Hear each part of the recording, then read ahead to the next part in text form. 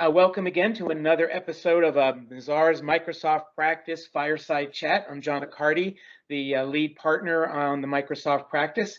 And with me today is Nick Shepard, one of our top and excellent development managers. Nick, would you like to introduce yourself and tell the folks a little bit about you, and then we'll go into some questions.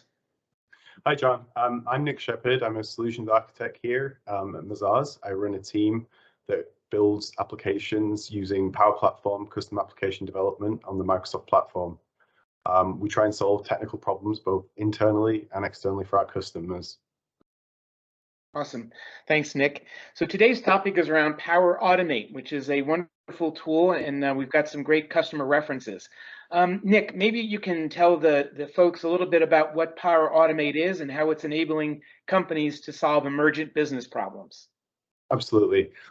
Power Automate is actually part of the wider Microsoft platform known as Power Platform. Power Automate, sort of simply put, is a service that helps you create automated workflows between applications and services, such as synchronizing files, getting notifications, collecting data, and more. Great.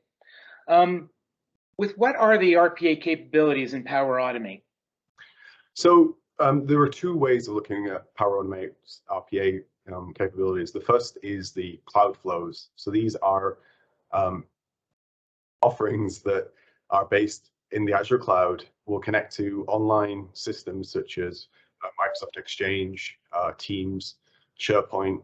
In our case, we use dynamic connectors quite a lot. They allow you to connect messaging systems, user inputs, changes to documents, changes to database and data stores to create interactive workflows. The other side of it is the desktop flows. And within RPA specifically, this allows you to interact with both physical and virtual machines. And actually, Microsoft recently has created a desktop client, which is free for Windows 10 if you want to give it a try. And this could be simply things like monitoring your inbox on your desktop or copying files once you get emails from specific users. The idea of RPA really is to reduce the amount of manual labor that we have to do on a day-to-day basis and automate those processes so that they're repeatable and scalable, secure, and reusable. That's great. Maybe you could, Nick, give us some examples on how Mazars, either internally or with customers, have already leveraged Power Automate. Absolutely. So recently, internally, we created a project which allows us to sort of solicit ideas from within our entire organization. We use RPA in this particular problem by allowing users in Microsoft Teams to fill out a form. Then those forms are collected by our RPA offering and distributed to a mailing list using a technology called adaptive cards. So within Teams, when an idea is submitted anywhere in the organization, the half a dozen or so users that are added to the list are notified with an adaptive card that an idea has been submitted. They're shown in Teams, so they don't have to leave their Teams experience.